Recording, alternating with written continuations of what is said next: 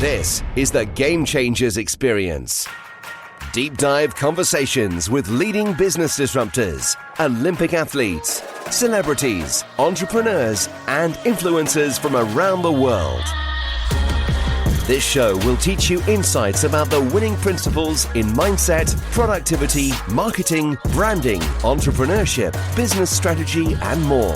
Hosted by Productivity Authority, business strategist, former elite athlete, author, and public speaker, Adam Strong. Hello, everybody, and welcome to the Game Changers audio experience with myself, Adam Strong. And today we have another fun-packed show.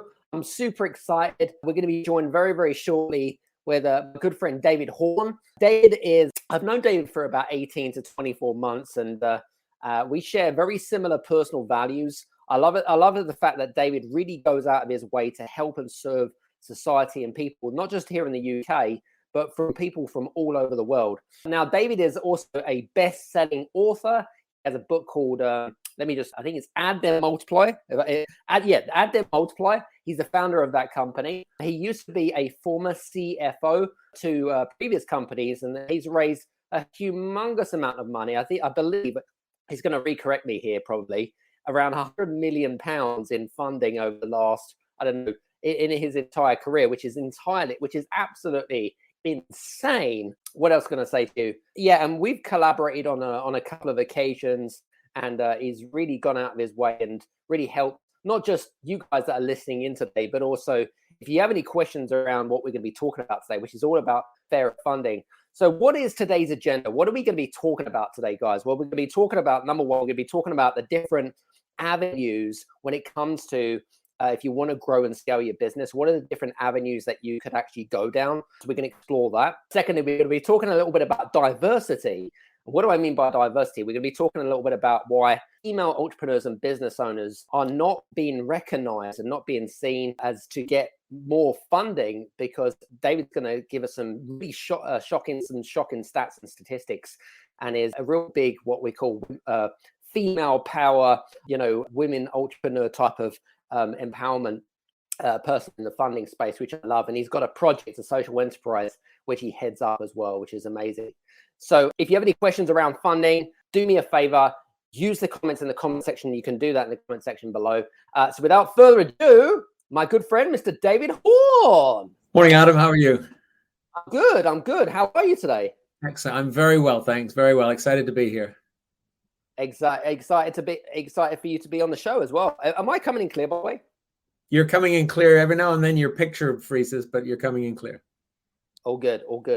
Well, great to have you on the show. And what was I going to say? I know that we're going to be talking about a wide diversity of different topics. Yeah. I know that you're Canadian originally, right? So just give a little bit of a background for people that don't know you. I know we've got listeners from all over the world, but you're Canadian and you end up in the UK. Just give us a quick, brief background, if you could, and how you got into the whole kind of funding space. Absolutely. So, hi, everybody. David Horne. I was born and raised in Vancouver, qualified as a chartered accountant with PwC a long time ago in 1987. I am a fluent German speaker, and I told PwC when I qualified that I wanted to work in a German-speaking office. And one day I came into the office, and this is showing my age now, but there was a telex. For those of you youngsters who don't know what a telex is, Google it. You'll be surprised. There was a telex from Pricewaterhouse in Zurich offering me a job. And so in the summer of 1987, my wife and I packed up. We sold off our few belongings. We'd been married 4 years, so didn't have much. Packed our clothes into 4 suitcases, got on board an airplane with one-way tickets and a 2-year employment contract. And that was 34 years ago. And ended up staying in Switzerland for 6 years, 2 years with PwC. And then I joined a client. Worked with them. It was a big blue chip corporate. Worked with them, transferred with them to London in 1993, and I've been in London ever since. And stayed in big blue chip corporate world with companies like NCR, AT&T, and the BBC. And then starting in 2000, I started working with very entrepreneurial businesses, larger entrepreneurial businesses, but still run and led by founders. And The first one was a PR agency group. The second one was a digital media and publishing group that was listed on AIM, which is the junior market on the London Stock Exchange. And the third one was an online auction business also listed on AIM. And those three businesses had one thing in common, which was that they raised capital and bought other companies. And so I became an expert in fundraising and M&A, always on the side of the entrepreneurs. I've never worked in an investment bank. I've never been a venture capitalist. I've always worked directly with entrepreneurs. And I left that world in 2010.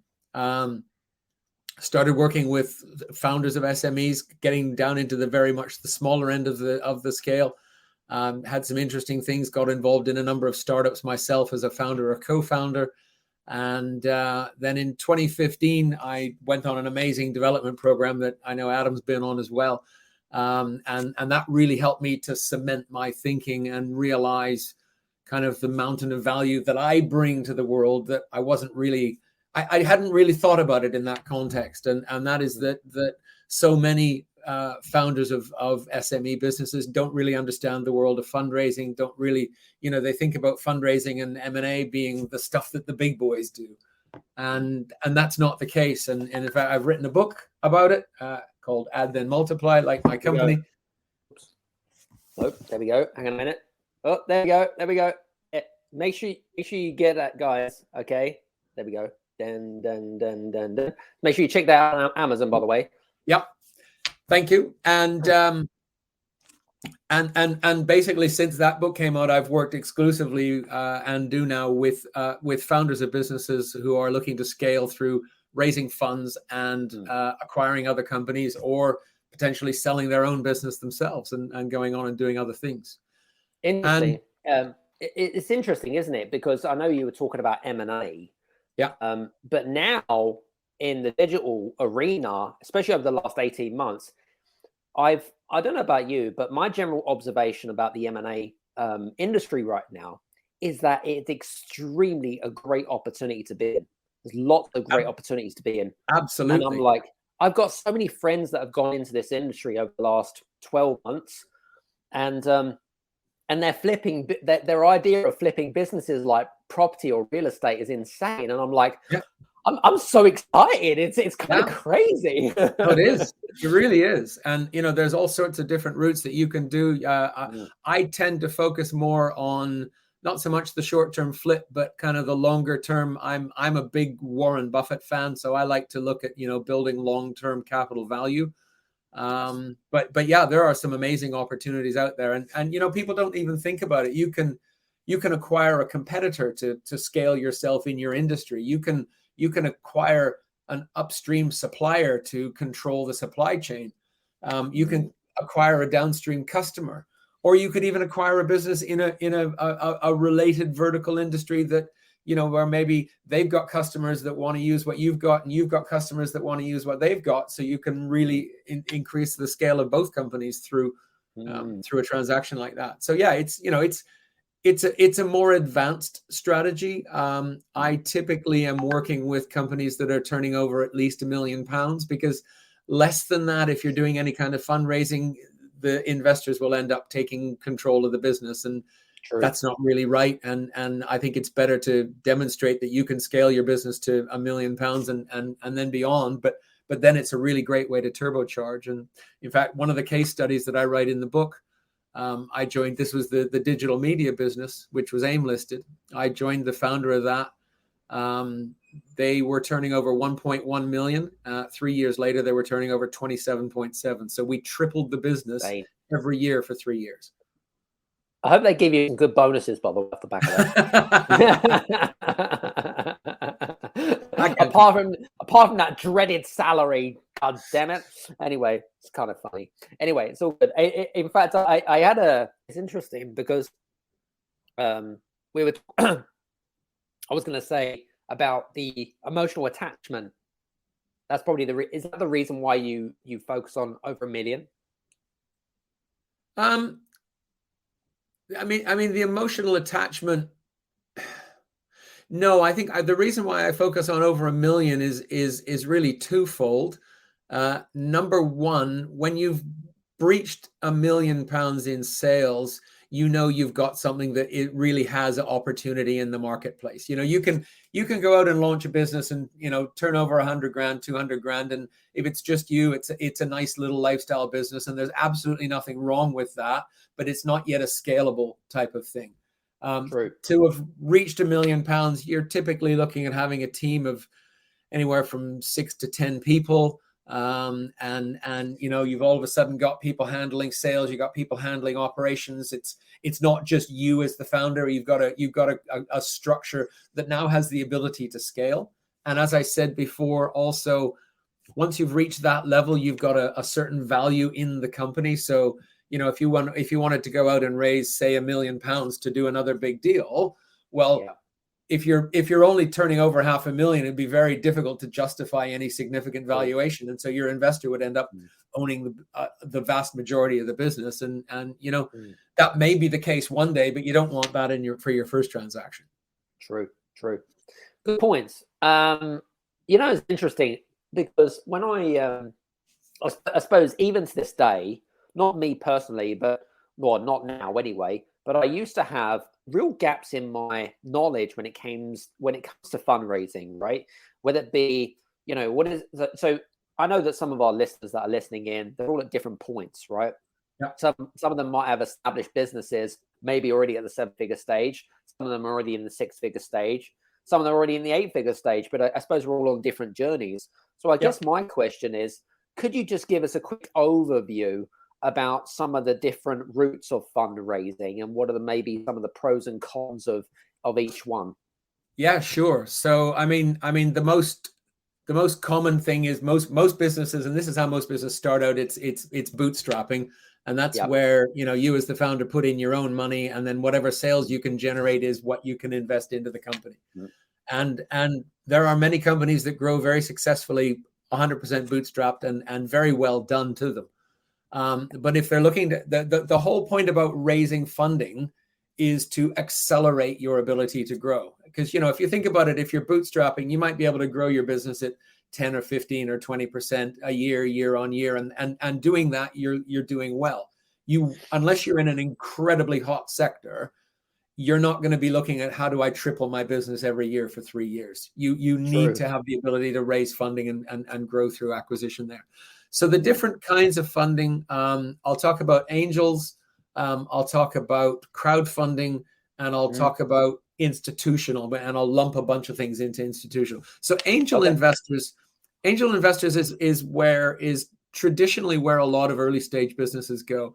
And angel investors tend to be wealthy people, often people who've had their own business and it's been successful and they've sold it or generated a lot of cash from it. Kind of like the Dragon's Den, but the world of angel investing is not like Dragon's Den. Dragon's Den is a reality TV set. But just dressed up. Have a concept. It's something like that. And so these are wealthy individuals who've built businesses themselves, and have typically sold out and are looking to do something to help people. But they're also looking to do something to grow their money. So then, it's not charity, it's not philanthropy, it's business. But they are experienced business people who are looking to help businesses that, either they, fit their sector, they can open up their little black book, introduce contacts, things like that.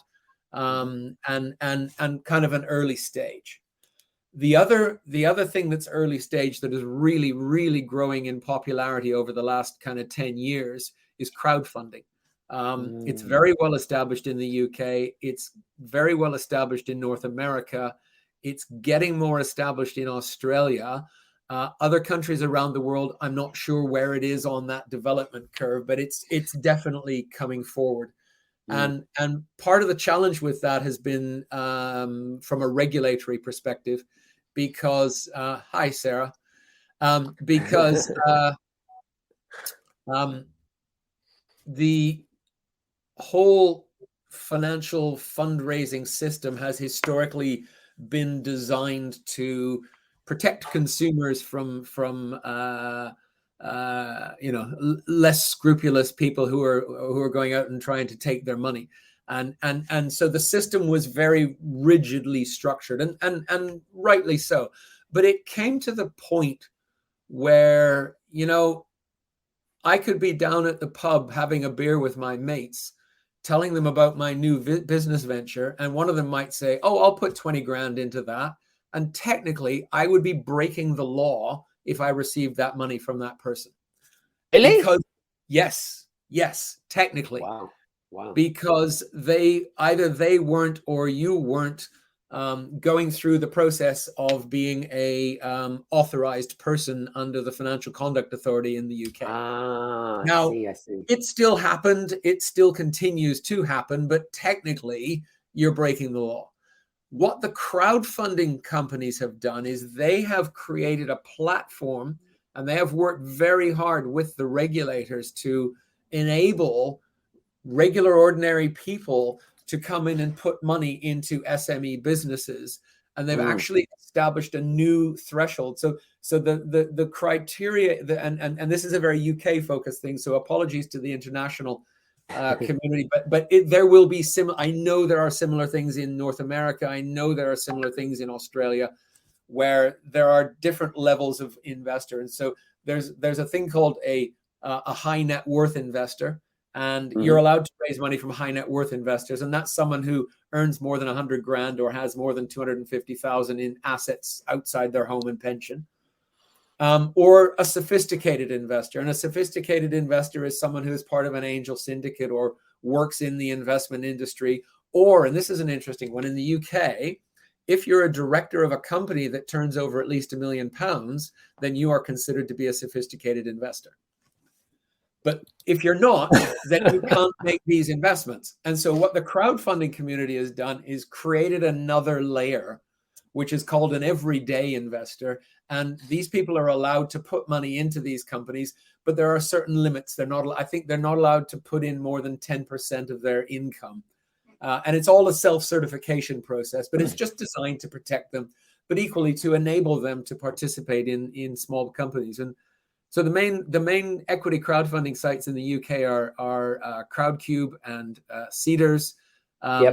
For your listeners around the world, just go onto Google and type in equity crowdfunding near me, and you'll get whatever the ones are in your country. But crowdfunding is a really cool concept because it enables you to raise money from a wide community of people. Yeah, and I think what I love about crowdfunding is that it can really spread your message, much further than you want it to be. Do you know what I mean? Like conventional ways of, going out to the media and doing a press release and stuff. You can do those things, but really with crowdfunding, when someone makes a donation, normally it like spreads within their network, like a bit like a virus. You know what I mean? Everyone knows about it, type of thing. Yeah. You just mentioned a very good thing there, Adam. So you said when someone gives a donation. There is donation-based crowdfunding where basically I'm going out seeking money and people give money. There might be a reward or something. But the other one that I was talking about, which is Crowdcube and Seedrs, is equity crowdfunding, where you're actually selling stakes in your company. Selling stakes, yeah. And so people are investors. People will become shareholders in your business. Interesting, very interesting. So those are the two entry level ones, and then institutional investors.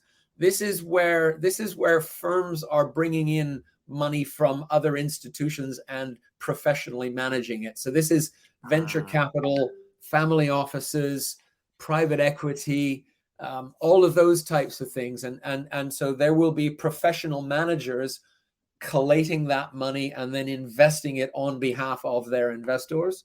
And venture capital is probably the one that most people will have heard of or be aware of if they're interested in this space. And so venture capitalists, I mean, it's interesting. The venture capital model has evolved and developed over years, but right now it's a fascinating arena, but they are absolutely focused on where's the next unicorn. A unicorn is a company that can have a valuation of $1 billion. Now, there are only 862 unicorns in the world today. So they're fairly rare beasts.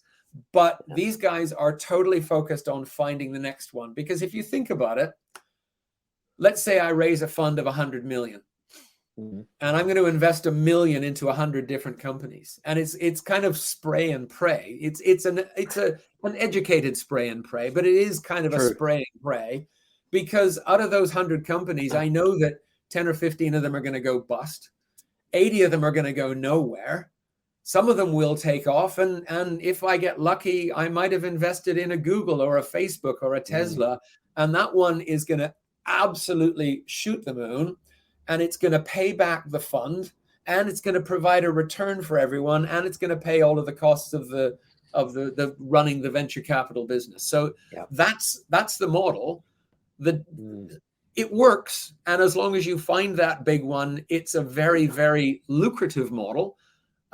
Where it falls over is if your business doesn't have the potential, or it isn't looking like, or you as the founder aren't saying this is going to become a unicorn, these guys aren't interested. No. And that's where the whole funding focus side of things comes in, because there are a huge number of really good quality businesses.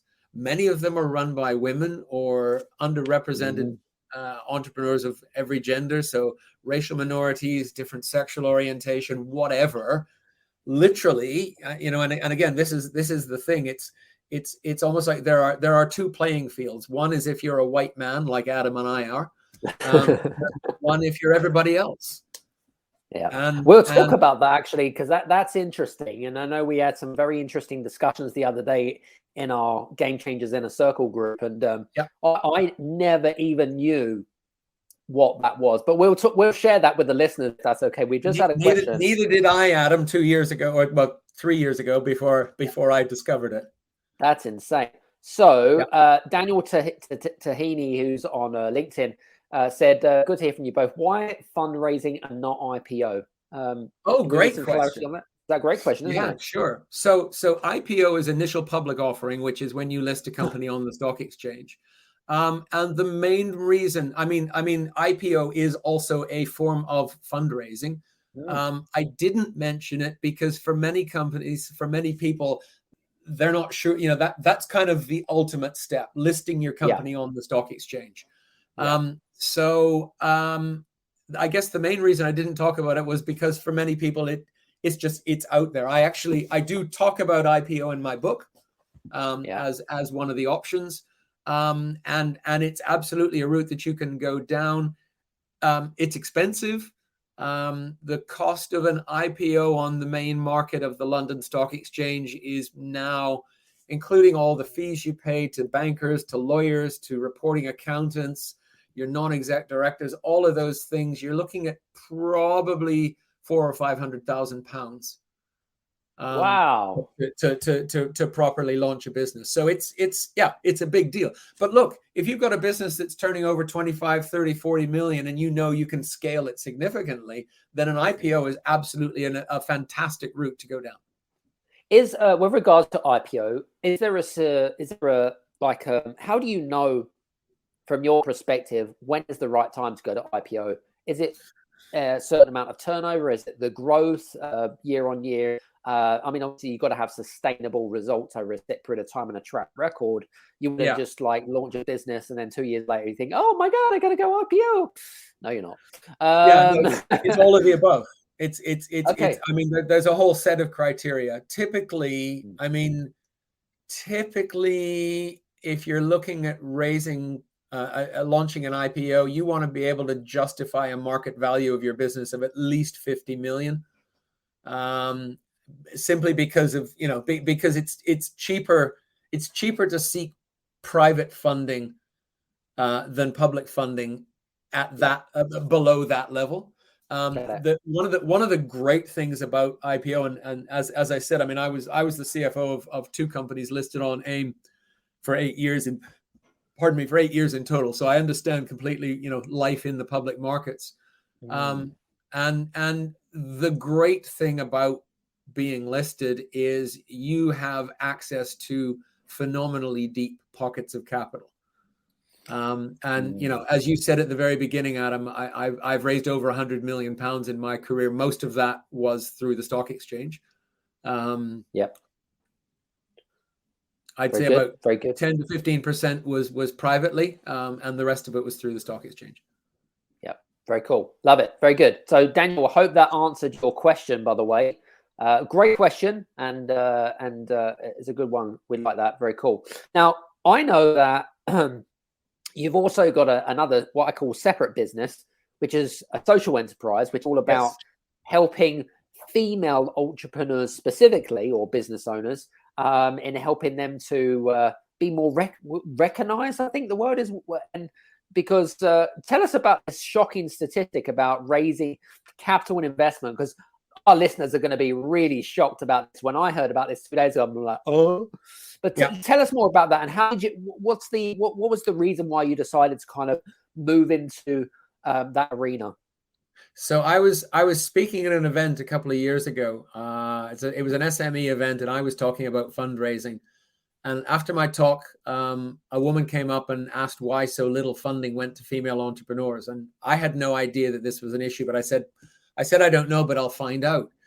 And as it happens, I had a meeting in the diary the following week with the chief executive of the British Business Bank. She and I had met at a networking function, and this was just a follow-up. A follow-up back in the days when you used to meet people at events and then meet them in their offices. And so we met and had a lovely conversation. And towards the end, I thought I'll just ask her, does she know anything about this story? And she smiled and reached down to the bottom drawer of her desk and pulled out a bound research report called UK VC and Female Founders. And it's a report that was commissioned by the British government and carried out during the latter stages of 2018. They looked at every venture capital deal in the UK in 2017. And they found that all female teams submitted 5% of the pitch decks and got less than 1% of the money. Wow. Mixed gender teams submitted 10% of the pitch decks and submitted 20% of the pitch decks and got 10% of the money. And all male teams submitted 75% of the decks and got 89% of the money. So there's already this huge skew. And I was blown away when I read into the detail behind this. And then I started researching, and very similar statistics coming out of North America. In the United States, all female teams were getting less than 2% of funding. There was a report that came out last year, in the third quarter of last year, when the venture capital industry grew, the share of funding that went to female teams declined by 30%. And just, it's the same thing around the world. And so I then put on an event at the London Stock Exchange in November of 2019. And that's where I discovered that not only was this an issue that impacts women, but it also impacts underrepresented people. So whether that's racial minorities or whatever. I've spoken with founders who are Black or Asian, and they face exactly the same challenges. And it's partly a case of unconscious bias, and it's partly a case of most of the venture capital industry is white men, and guess where they went to university? Oxford, Cambridge, London School of Economics. Or if you're in the US, where did they go to university? Harvard. Stanford, MIT, Yale. And it's this, we have this little community, and hey, you look like me and you went to the same school, so I'm going to invest in you. That's crazy. Honestly. And yet, I'm just going to jump in with one. There was a study produced by Boston Consulting Group, so a big global reputable firm, and they looked at a whole bunch of deals in the United States, and they found out that female-led teams generated 2.5 times as much revenue per dollar invested as male-led teams. 2.5 times as much. That's not a little discrepancy. That's big. It's interesting as well, because I think, now here's an interesting statistic, and I know about this because I worked in this space myself. The other stats and statistics is that if you have female leaders within your senior management team, And that generally is within the Fortune 500 companies. Those companies will absolutely smash all the previous like 501 compared to 500. They will smash it. The reason being is because they have the female people in the senior management team, and so they've got those stats and statistics, but yet there's this kind of gap between funding, and which I find completely bewildered more than anything else. I mean, what do you think? It's bonkers. It really is. It's bonkers. And you know, again, part of the problem is the fact that the venture I'm not saying that the venture capital model is broken. It's not broken. It works perfectly fine if you fit it. But if you don't fit it, it's a huge uphill battle. Yeah, I agree. All right, well, we're going to come back to that. I'm working with a number of partners around the world on different ideas and things that we can do about this. So yeah, watch this space. Watch this space and see what happens. Well, definitely, we're going to come back to that. Daniel says, thanks so much for the elaborated response. Pleasure, Daniel. Very cool. And yes, they are indeed shocking stats in this day and age. 100%, I agree with you, Sarah. Definitely. Very good. All right. So what was I going to say to you? I wanted to ask you a particular question, which was all about, I know that you've been in the world of working in the world of finance and working with businesses for quite a number of years. Yep. And I want to talk to you a little bit about some of the common mistakes that these guys make, because I know I feel like an educated man, but I honestly knew nothing about, the whole kind of thing. I used to think to myself, oh, I want to hold 100% of it's my business. It's like kind of Pinky in the Brain type of thing. Do you know what I mean? It's like Pinky in the Brain. It's like it's mine type of thing. And this kind of whole kind of scarcity mindset. I'm going to call it scarcity mindset. I don't know if it is the right word, but scarcity mindset of, oh, I've got to give my company away and it's my company type of thing. Do you know what I mean? But I don't know. I mean, do you find that those are some of the common, any other sort of common mistakes that off the top of your head, apart from the one that I've thought of? I mean, that's probably the most common one. And my response to people on that is, if that's really, really, really important to you, that's okay. Yeah. Keep 100% control, but accept the consequence that you're going to be limited in your ability to grow by whatever money you can put in and whatever money you can generate through revenue. And you might be able to get some loans and things as you grow, but loans you have to pay back and all that. But if you're a little more open-minded, and I always urge people to try and think a little more open-minded. And again, I go into this in some detail in the book. Yeah. But if you let's just take an example, and this is an example in the book, so your listeners can read about it in more detail. But let's say you own a business that's worth, let's say you own a business that's worth $3 million, and you find an investor who's going to invest $2 million into the company. So now the business is worth $5 million. Because it was already worth $3 million, and you've got $2 million in cash, and that person now holds a 40% stake in the company, and your stake in the company is 60%. 60% of $5 million is $3 million, so you haven't lost anything. You're still the largest shareholder, but you now have another shareholder. You'll have another director. You'll have another person involved in the company.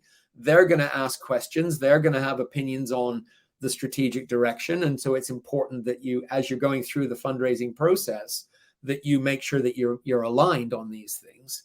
But let's say you've done that. Now, let's say you're a tech business, and you're now at the stage where you need to hire in a really good chief technology officer, CTO. And in order to attract them in, you offer them stock options. And stock options are, it's a thing where it's the right, but not the obligation, to acquire shares in the company at a future date at a fixed price set today based on the achievement of certain criteria. So that's a big mouthful. So let me just set it out. Let's say today the share price is £1. Yep. Or $1. Let's say $1. We'll do dollars, and then it just, for your international audience, because everybody knows the exchange rate between whatever their currency is and the dollar. So let's say your share price is $1. So you hire in the CTO and you say you have the right, but not the obligation to buy shares for $1 at a date 3 years in the future, say, but you have to have delivered this piece of technology and we have to have grown the size of the company to $10 million in revenue, and you have to still be employed by the company. If you meet those 3 conditions, in 3 years' time, the company is going to be worth a lot more than $1 a share, but you have the right to buy shares for $1. Okay, so let's say you offer options worth 5%. So both you and your investor have now been diluted by 5%. So you had 60. So you lose 5% of that, which is 3. So you're down to 57. Your investor had 40. They're down to 38. Yep. And your CTO has 5. But now let's fast forward 5 years and the company is worth 50 million. You've got 57% of it. 57% of 50 million is 28.5 million. So you started out with 3 million and having 100% control, and all of a sudden you've got 28 million. I mean, that's nearly 10x. And your investor came in and invested 2 million, and they're getting a huge return. They're getting 38%, 7.5 million. Yeah, and your CTO is coming in, and he's getting 2.5. So everybody's won. And the whole idea is, you can own 100% of this little pie, or you can own a smaller stake of a pie. And sorry, I got to keep my hands in the screen. A pie is big. You know, what's worth more, owning 100% of a pie that's worth 3 million, or owning 57% of a pie that's worth 50 million? You do the maths. You know, I think one of the reasons why it's not just the emotional attachments with regards to our conversation, but it's also risk. You know, and I suppose it's all down to, you know, I don't know about you. If I was to bring an investor in my business, there's got to be this kind of connection and relationship. I've got to really believe that I trust this person more than anything else. So what do you think? What's your take on that? Yeah, bringing in an investor is the business context of getting married. Don't meet someone and rush off to Las Vegas and tie the hitch. Take your time, get to know them. You know, if you're getting into discussions with someone about investing in your company, get to know who they are. Ask them difficult questions. You know, ask them questions. What about, you know, any business that's going to go through a period of growth is going to hit some bumps in the road. How are they going to respond to that? So, you know, ask them, tell them, hey, look, we've got these plans. And, you know, our year 5 plan is to get to a sales revenue of 40 million. You know, what if we only hit 32? How are you going to respond? You know, are you going to be mad? Are you going to tell me I've got to fire people to reduce costs? Or are you going to say, hey, we hit a bump in the road, but we're still on the growth trajectory. Let's keep going. And you need to tease out those kind of things. Especially if you go down the institutional route with venture capital and things like that, because those guys, and again, look, it's their model, it works, I'm not criticizing it, but as soon as something goes wrong, those guys are all over you like a rash. Good to know. I'm this is really good information, by the way, because I mean, we haven't talked about it, and none of our listeners know, but I'm working on something in secret, but it's all good. You'll know about this, guys. Don't worry about it. It's all good. It's no problem. Anyway, let's talk a little bit about how is it. So if we're a business owner or entrepreneur, whatever the situation, circumstances, and we're looking, okay, so I've made the decision. I want to raise funding for my business, right? I'm going to, you know, jump into the deep end and just do it, right? I've procrastinated for too many years. So my question really is, what advice would you give to those individuals about how I could increase my chances of raising funding in the first place? Because I'm sure that's the $1 million question. I would say the first thing you should do is, in your community of friends, your network, your business contacts, is there anyone else who's already done that? And take them out for lunch or dinner and say, hey, I'm thinking of doing what you've done, and I'd just love to pick your brains and learn about your experience and what's it been like, what's been good, what's been bad, what's been ugly. So if you can get that kind of input from a few people who've been there and done it, you will go into that next round with your eyes wide open, and you'll really have that knowledge. If you don't have anyone in that community, buy my book and read about it. Reach out to me, have a conversation. I can put you in touch with other people who might have been through that. Just go into it really with your eyes wide open, because for a lot of people, it's an area that they don't know much about. And it's an area that if you get it wrong, it can be really, really nasty.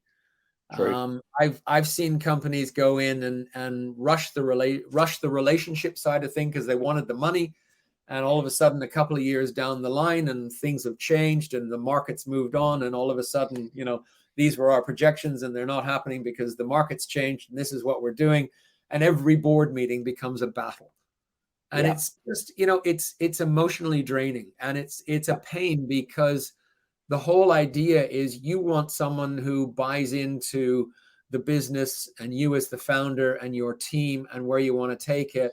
And you want to call on them for their support.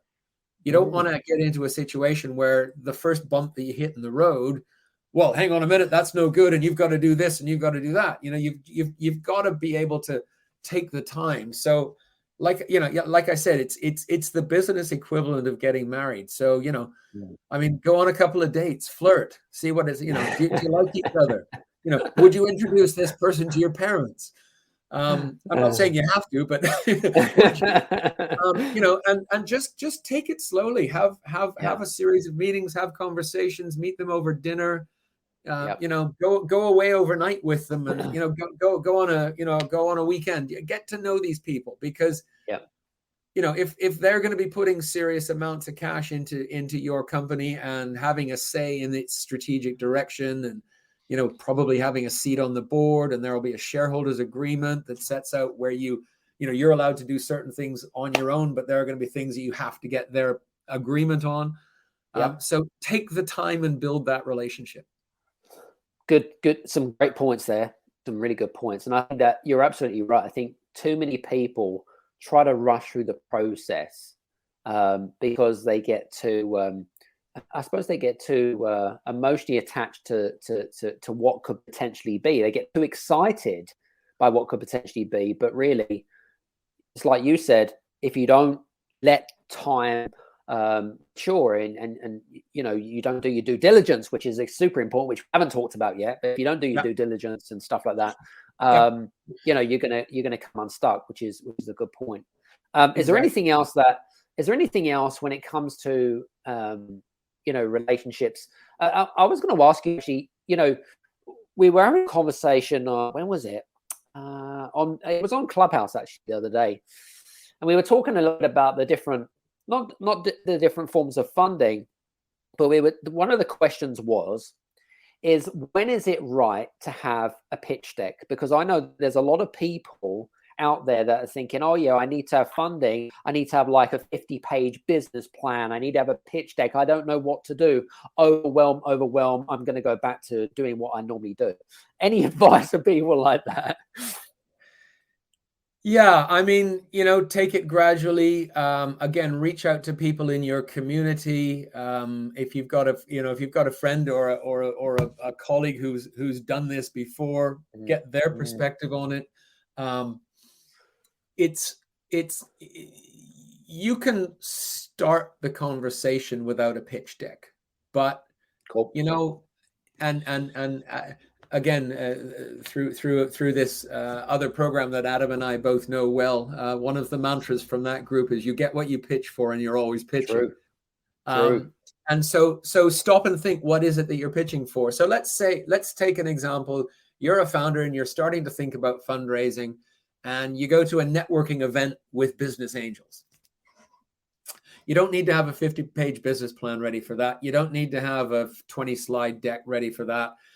You're at a networking event. You need to have a 30 or 40-second pitch that tells succinctly this is me, this is my business, this is what we're looking for. Can we arrange a meeting and I'll take you through more detail? And literally that's it. That's your pitch for that networking event. Yep. Then when you go to the next meeting, you might want to have a slide deck ready that you can take that person through, because you're going to be meeting them on, on Zoom or Teams or whatever. Or, increasingly, again, we're getting back to some face-to-face stuff. So you're going to want to have something that's going to guide them through a conversation. But what you're looking at there is saying, hey, we met at a networking function and I gave you my 30-second spiel and you said you were interested. I now have 30 minutes to see if I can get you interested, for you to go away and think, hey, I might be interested in investing in this business. And so you might have a pitch deck, but don't overdo it. This is the first of a call. So, go in and have a 10, 15 slide deck that you can give the person or leave behind, that sets out in a little more detail what it's going to look like. And then let them take that and digest it. And then they might say, okay, let's now have a half-day meeting. And then it goes through like that. And at each step, you're giving them more information. But you've got to take it step by step. You don't go into the networking session and say, hi, I'm David. I'm looking for 50 million pounds. Do you want to invest in my company? It's a bit like, hey, do you want to get married now? Exactly. Exactly. Yeah, you're absolutely spot. It's interesting because I just see so many people making the same mistakes, right? Because it becomes about them and their ego.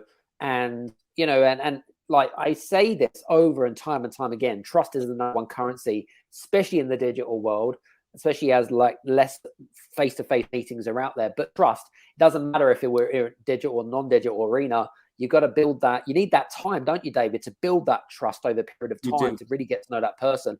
And if you can really, really get a gut instinct to see if they're actually wasting your time or not, or they really do have a genuine interest in what you've got to offer. What do you think? 100%. And again, that whole time wasting thing, or time in whatever you want to look. Again, one of the big issues with the venture capital model and with the explosion of companies that are starting up is that the venture capital firms get inundated with people saying, hey, look at my amazing business. I'm going to send in a pitch deck. And, depending on which firm you're looking at, they might get 100 a day. Yeah, probably. I was talking to someone recently, and this is someone who works on IPOs. So coming back to, was it Daniel's question? Yes. So this is someone who works advising companies on IPOs. And he says he currently has a backlog of 70 companies that all potentially could fit the model, but they're all just all of a sudden piling in. And so what happens in these firms, and, you could say it's right or it's wrong, it's fair or it's unfair. I'm not going to make a value judgment. This is simply what it is. In those firms, if you have a relationship with someone or can get introduced to someone, and then you can have a direct contact with that person in the firm, if they're a decision maker or a senior player, then you've got a good chance. If you're an unknown person and you log on to their website and it says, are you an entrepreneur? Fill in this type form, upload your deck here. And the reality is that type form and pitch deck is going to go to the most junior, newest recruit into the firm. And they're going to have a checklist, and they've got 70 a day of these things to go through. So on the first pass, you're lucky if you're going to get 30 seconds of their attention. Yeah. And out of the 70 that go through, maybe 7 will merit another look, and then they get 5 minutes. Yep. And then they'll say, okay, out of today's 70, here's the one that's worth me putting forward in front of my boss. Interesting. So they'll have their trash can right by their office, and then they'll be playing basketball, right? Absolutely. And so, if you're serious about going down the venture capital route, do your homework, find out who the people are, use your LinkedIn, use your social networks. I mean, in I once saw a famous, I can't remember which one, but it was one of the famous big US venture capitalists, whether it was Peter Thiel or Mark Andreessen, I don't know. Anyway, it was one of the big gurus in the world. And he said, if you can't network your way into a venture capital firm, then why should I be even interested in you? You know, that tells me you don't have the hustle that I want. So exactly. Take your time, research the firms. Don't spray and pray. Don't say, hey, I've got this amazing new idea and I'm going to send it to 500 VC firms, because nothing's going to happen. VC firms tend to be very specialized.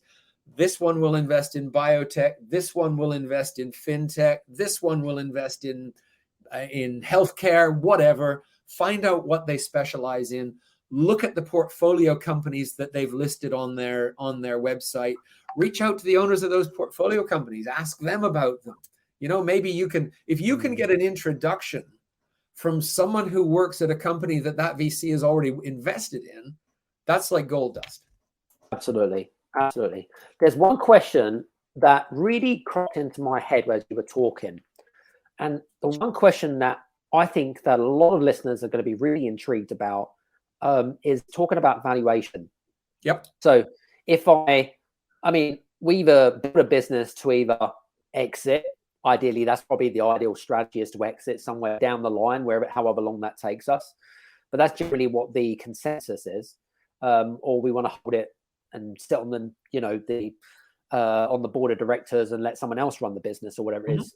Depends on what the strategy is, of course. But I guess my question is, how do we increase the valuation of our companies? What is it that investors are looking for to not only yet for you when it comes to the exit strategy? You know, what are the things that we need to put in place and say, okay, well, I need, here's my checklist. These are the things I need to make sure that I've got in place. So when I'm ready to exit in, say, 5 or 10 years time, I'm ready to rock and roll. Any thoughts? Yeah. Okay. First up, every entrepreneur thinks their business is worth a lot more than the market thinks it's worth. So just reality bites. So I meet people who come to me and say, yeah, my business is worth 25 million. Oh yeah. Tell me a little bit more about it. Well, we've got $1 million in revenue and we made a profit of 26,000 last year. But Tesla's on a multiple of 1,000 times earnings, so I should be too. Okay. There we are. So yeah, just be prepared to have people come back and say, no, your business is not worth that. Typically, the ways to maximize the valuation of your business, you want to show growing revenues year on year over a period of time. You want to show strong and growing profitability. You want to show cash generation. Those are the kinds of things that investors look for, because in reality, what is a business worth today? It's worth the stream of cash that I'm going to get for it in the future. If I'm going to buy 100% of a business, how much money am I going to be making over that time in the future? And I'm a big fan of Warren Buffett. And one of my favorite Buffettism is I would far rather buy a wonderful company at a fair price than a fair company at a wonderful price. I would rather buy a wonderful company at a fair price. I'm happy to pay the fair price in the market for an amazing business. Sure. I don't really care about a business that might be okay, but it might not be. But wow, it's cheap. It's cheap for a reason. Yeah, exactly. And again, different philosophies. I know people in the M&A space who talk about going out and buying companies for no money down and all that. That's because those companies aren't worth anything. And you're going to go in. If you're a specialist in turnaround or something like that, then you can do really, really well. But if you're not, if you've never done turnaround before, it's hard work. You've got to make really tough decisions. And I would rather go out and say, hey, I've got this amazing business. I need to raise some money to buy it, but I can show my investor that buying this business is going to be really smart, because here's their track record and here's their trajectory. And let's focus on doing that. And I believe that there is a lot more value to be gained through going down that route than going out and thinking, oh, well, here's a business that's failing, so I can buy it for $1 and I'll fix it. It'll be fine. It's failing for a reason.